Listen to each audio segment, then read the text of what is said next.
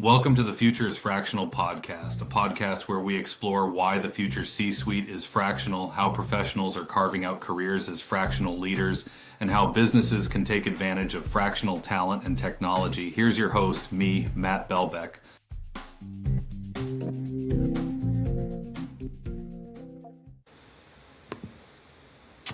While fractional leadership is approaching a tipping point and finally seems to be getting the attention it deserves as a viable, mainstream option for companies looking to add experienced leadership, the fractional concept has actually existed for a long time.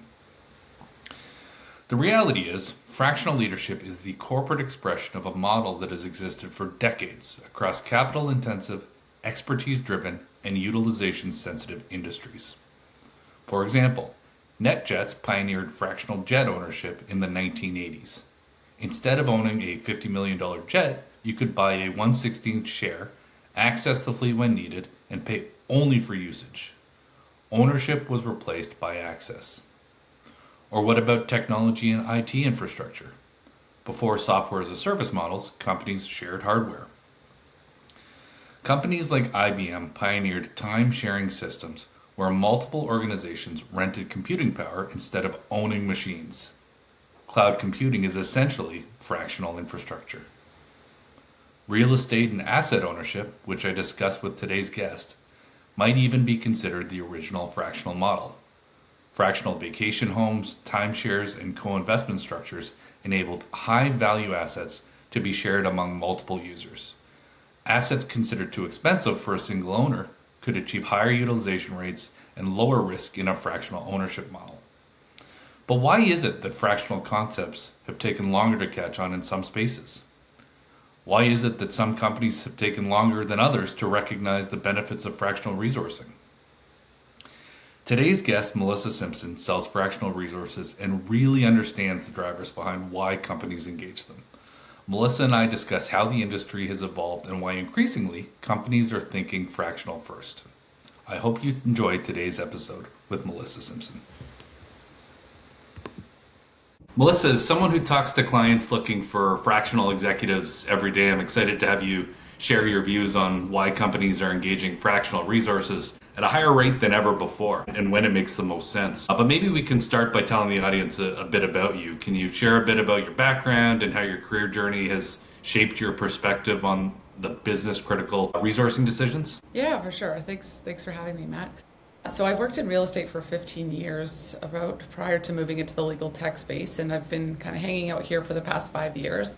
So from, helping people design and build custom homes to now supporting companies and their needs in the legal department, the main concerns often surround budget. So there's a need or want there, but making sure that the decision to add a resource or, add a sauna to your house aligns with your budget, and will the impact actually be worth it? So I help people determine where do you spend and where do you save to kind of get the same look and feel on your house or get the same solution on your legal team. So for example, sometimes a company knows they need a resource, but they have to stay within a certain budget. They'll often look for someone more junior, and instead of utilizing someone more senior who can likely do the work better and in less time, and can, it can turn out to be the same cost. And in the home building aspect, it's like, okay, well, we want this look, but we don't want to pay for that super expensive tile. Can we find one that has the same look and feel for less? It's funny that in the real estate space, the concept of fractional ownership has been around and successful for a really long time. And when you think about it, it works for very similar reasons than fractional leadership, I think. People pay only for the time that they need. Yeah, I was thinking about that too. And, even with Airbnb or, having timeshare, there's every time you land at an airport, there's usually some timeshare people there to convince you that you need to buy a piece of that real estate. So yeah, it's definitely a model that's been working in the real estate industry for some time. Yeah. You've worked extensively in consultative sales and client advisory roles. What common operational or strategic challenges do clients bring to you first? It typically is a time or capacity challenge, right? Like the clients tend to have these big goals or dreams or lots of things that they need to get done, and they just don't have the time. Like we all only have 24 hours in a day, and they've got to get all of these things done. So they just need that extra resource or support so they can focus on that bigger or strategic thinking. So they often need help, but they don't know where to start. They don't know where to turn. And my goal is really just to become a resource for clients, often helping them to connect with the people who can assist them and freeing up their time. In general, I think that the most effective selling is done when you're able to identify the triggers that typically lead to the need that you're trying to service. When a client's considering bringing in fractional expertise, what's typically the trigger or catalyst that gets the conversation started? For example, is it growth, a leadership gap, a specific project, cost issue? Yeah, it really could be any of those things. Like often it's when someone's not staying in their lane and it's time for them to get back in their lane. Like the CFO or the CEO is acting as the legal counsel for the company and they don't have formal legal background or training to really do that. Or an area of the legal department is just getting bogged down due to new mandates or regulation changes like privacy laws that come into place and they need to be implemented across all the business units on top of what that person or in the department is already expected to do. So it could be any of those. Sometimes it's a leave that creates a gap in the team. And instead of just shuffling around the work to everyone else, and again, those people are getting bogged down because they already had a full-time job and now they're taking a piece of everyone else's, they look for another option. So another one I would say is external spend. Like big firms they cost a lot of money and that can add up quick. So there becomes a point where bringing in an in-house resource makes sense to save on that cost. And that doesn't necessarily need a full-time legal person. They might just need 8 hours a month, 16 hours a month to keep the ball rolling without having to hire someone. So those are kind of the needs that would come to me. Are there signs you see before leadership even asks for outside help, like internal tension points, skill gaps, or timing pressures maybe? Well, as you can imagine from the examples I mentioned, it's often noticeable for the team internally that they need help, but everyone has a budget and that often impacts the decision. So, the business expects the team to just keep handling the more work, these new privacy mandates, this and that, that person's going on leave, but you can just take over what they were doing. And then it just gets to a point where you don't want your team to be burnt out or making mistakes because they're doing too much. So the team starts to get overworked and then it's like, okay, someone raises the white flag, like, help us. So that usually becomes, the point where the business and, everyone's like, okay, we need to look for support. We need a fractional option now. And that can actually help the business move forward with the goals quicker. So they're getting the outcome they want in the end. Makes sense. Do some clients come to you first thinking that they need full-time support and then you help them see why fractional might be a smarter fit for them? Yeah, I would say an often thing that I get asked is like, do you have someone more junior? Which I've come to learn that can mean, we have a budget and we need to stay within it and we don't think we can afford a senior lawyer who actually might make sense, but, they just have some hesitations on what that would cost. So, what I believe is that having a senior lawyer can often get more done in less time for about the same amount of cost. So with a senior lawyer, they don't need mentoring. They can often step into a role without much training, and they're just going to start to move the goals forward. The senior lawyers often have more experience to better advise the owners as well because they've seen this before. They've seen how things have played out. So I would say sometimes companies come to me and they say they need someone full-time where it's just like, we need this mandate done, and that doesn't necessarily need a full-time resource. It needs to get done. Yeah, and it may just be the way that they've always done things. Someone knows that they have a need, and so their immediate reaction is to try to hire a full-time role and post a job description. But maybe there's a better way for them to do that. In your experience, sorry, go ahead. I was just going to say, like with fractional, like when you're getting that senior lawyer, junior lawyer, whoever, it's like they have clear deliverables and timelines that need to be met. They need to show that they did 8 hours of work that day, as opposed to an employee doesn't give you their timesheet like, hey, I did this for the first hour of today. And, so you're getting proof and almost more than what you would expect from an employee, I would say, with fractional. And in your experience, why do clients choose fractional resources rather than hiring someone full-time? Well, I would say they often don't need a full-time resource yet. So it can be more cost effective and it leaves room for change.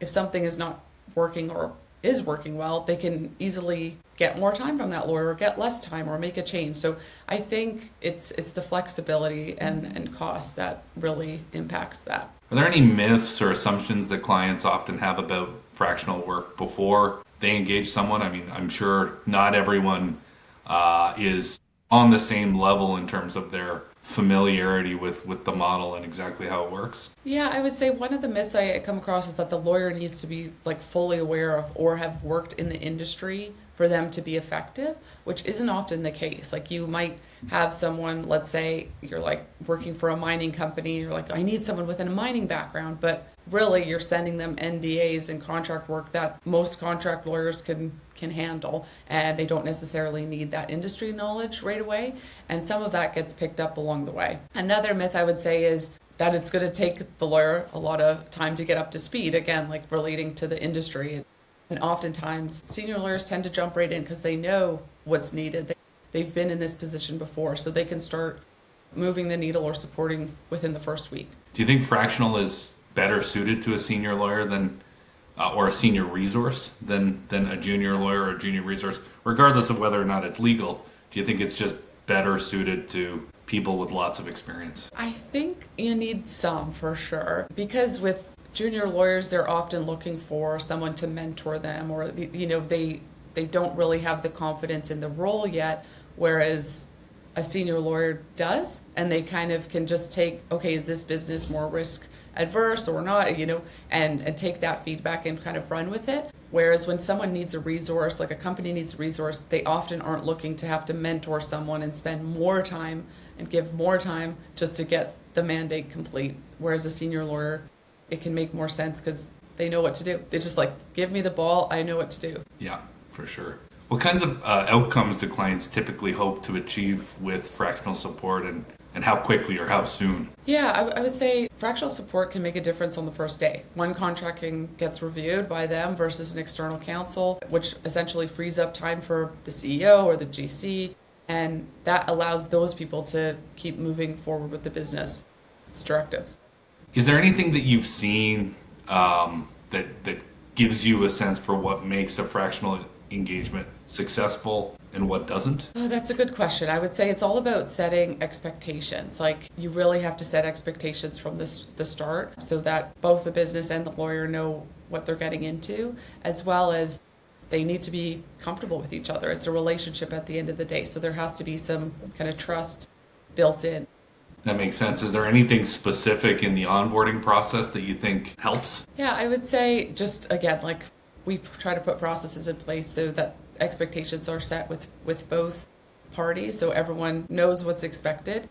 Because, again, it all comes back to setting proper expectations for everybody. Because once everyone knows what needs to be done, they can quickly get into that position and continue moving forward. From a client perspective, how do you communicate value when they're comparing fractional resource costs versus full-time compensation and benefits? Yeah, clients often like the model as they don't have to worry about benefits and full-time compensation. They could work with a lawyer and, there's so much flexibility.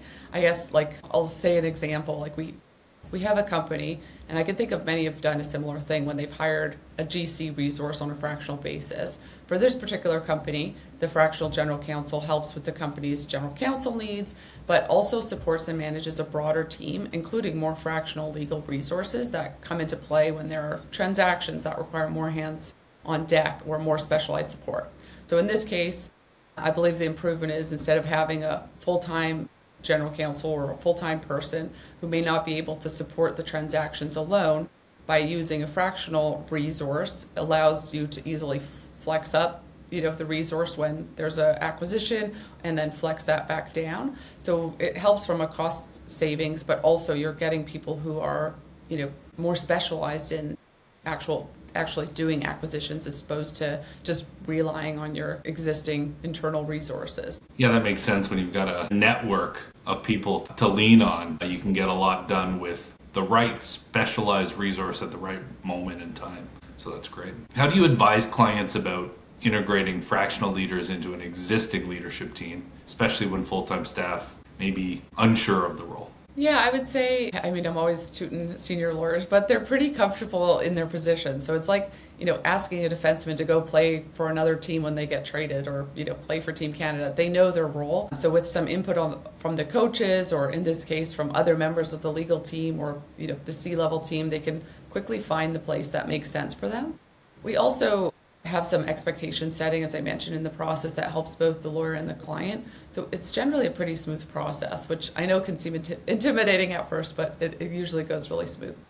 And what guidance do you give clients around setting scope and expectations up front so that both sides win? It's really that. We establish the scope with, the expectation guidelines on when's they expect to turn around, how quickly do you expect me to respond to things, what's your risk tolerance, things like that. So what are the priorities for different mandates? Is one due Friday? Is one due in a couple months? So just really laying that out so there's clear communications, and again, the expectations are set from the beginning. I know that sounds easy, but without the clear process, it just wouldn't be as smooth.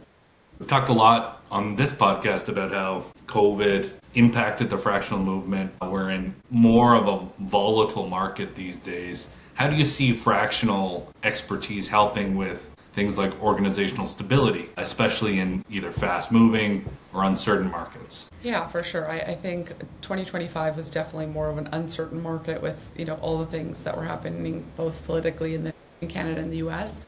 And fractional just really allows companies to keep going without, I will say blowing their budget on a full-time resource, but really they might not even have the budget. So having someone we're seeing it more often with, fractional CFOs or fractional GCs, fractional legal support, just someone that's going to be helping to move the business forward. Again, that they can have that flexibility to scale up or scale back as their businesses is growing or they're seeing tighter points in the market where they need to, scale back without just hiring and firing resources, which obviously comes with risks as well. You have someone who knows the business and is reliable and understands that the need is going to be growing and maybe shrinking as the company does. You've been in the legal space for a while now. From what you've observed, how's their thinking around fractional resources evolved in the last few years? Yeah, it's definitely evolving. As we mentioned, it started with all the people trying to sell you a condo or a timeshare in Mexico, and now it's just becoming the norm. We're seeing more and more companies looking to use fractional resources because it seems to be the way of the future. Like, this is how the business can continue to grow without spending, too much on those necessary parts to move the business forward. And what types of roles or functions do you see most ripe for fractional support, and why do you think that? Well, obviously legal, but there's so many others, including sales. Like if you're, wondering if you need a full-time SDR or an AE, like why wouldn't you try someone fractionally to see how it's impacting the bottom line? And then again, you can scale that up or scale it down without the risk of having hired someone full-time. So I do believe fractional is becoming the norm and more common practice as companies look for efficiencies in their team and in their spending. And I guess thinking back to that question we were talking about earlier, where, what level of expertise do you really need to be successful in a fractional role? When I think about selling, I think you need some base of experience to be able to hit the ground running in a fractional role. What do you think about that? Yeah, for sure. I mean, salespeople are good sellers, but they still need the information. And that's, I think, what happens in that expectation setting. Like you need good lawyers and you need good salesperson. You need a good CFO, like you need a good finance person if they're going to be stepping into those roles. So having the background is important. And I think that goes back to me believing in senior maybe being better because they have the experience to prove that they're a salesperson or a lawyer. And then it's just about inputting the information they need from the company. As a salesperson, it's like, okay, what are we selling? What are our key messages? What's our value prop? Okay, great. Now I can take that and run and be a salesperson. With legal, it's like, okay, what's the risks that the company tends to take? What are the turnarounds? What are the goals, right? What are the budget? Because sometimes, again, even with privacy policies coming in, it's like, well, we can't make the changes across all of the departments, but which ones are going to be the most impactful to the business and put us in the least amount of risk kind of thing. Now, there are fractional leaders that are out on their own, kind of building their own processes and infrastructure, and then there's fractional leaders that are doing it within companies that provide them with the structure. As we're talking about salespeople, I think salespeople that come with some training from organizations that they're a part of can hit the ground running more quickly. I'm interested in what you think about fractional leadership from the perspective of people that are purely sole practitioners out on their own and people who are in companies like CEO Law that have a little bit more support and infrastructure around them. What do you think about the differences between those two models and the effectiveness of people coming out of each? Yeah, I think both can be effective, but obviously working with the more structure like CEO Law, you've seen they've got the lessons under their belt of like what works, what doesn't work. Whereas if you're coming in as a new fractional on your own, you might be learning those lessons the hard way. So I think just having seen the structure around the lawyers really helps to get them into the rules quicker, more smoothly, and ultimately has better results in the end. That doesn't mean a super organized and detailed person on their own couldn't be, but again, there's some value in having a little bit of a team around you, I would say, and the experience. Do you think we'll see fractional leadership become more mainstream across industries? Yeah, for sure. I mean, it's already trending that way, and I think it truly is the way we're going. What advice would you give to leaders who are debating between hiring full-time versus engaging fractional expertise? I think you got to try it. Try fractional. Most companies know that, like, what hiring a full-time person looks like. So why not try something different? Instead of waiting till the company's like so desperate, everyone's burnt out and bogged down to hire that full-time resource, you can even try, a little bit. You could do ad hoc work. You could, try a day a week or a day a month. I think you can try it and give your team some relief, as well as the business will see the results, right? Like, you're starting to move. These projects that have been sitting on a shelf for months can get taken care of and start to move forward. And for fractional professionals themselves, what makes someone truly effective and sought after by clients? What advice would you have for the fractional professionals? I would say they have to be adaptable. Being someone who says, yes, I can do that, and they truly can do that. They fit into the role quickly and start taking work off of the client's plate right away, because that's ultimately what they're there for. And they understand the goals of the company, and they're really starting to move forward doing that quickly. Finally, looking ahead, what excites you most about the future of fractional engagements? It truly is really fun. It surprises often both the lawyers and the clients. They're like, wait, this is awesome. Like, I actually like this idea. And I really like seeing the reactions of both sides, like, hey, this is working, this is cool. And they tend to do it more often in other roles. So they might start with legal, and then they're like, wait, this is working well. Why don't we do this within other areas of the business? Yeah, I love that. I always say that the best jobs are the one where customers are delighted. It feels good to bring something into the world that makes someone happy or excited. So that's great. Yeah, for sure. That's what I feel like my job is to help people and bring value. And so it's great to see it when it happens. Melissa, thank you for being on the Future is Fractional podcast. Yeah, my pleasure, Matt. Thank you. It is clear that we are moving from an employment economy to an access economy for talent, just as we've seen in so many other industries. Uber fractionalized transportation, Airbnb fractionalized real estate utilization, and AWS fractionalized computing. Fractional leadership is fractionalizing executive decision making. Fractional leadership isn't new. It's the moment when knowledge work becomes an on-demand infrastructure layer. It's the final stage of the access economy. And as much as I say the future is fractional, I believe the future is closer than it's ever been, and the companies taking advantage of the fractional movement are setting themselves up to outperform those that are stuck in traditional hiring structures. Thanks for listening to today's episode. Bye for now. Thank you for listening to the Future is Fractional podcast, sponsored by CEO Law. The future is fractional. The difference is CEO Law.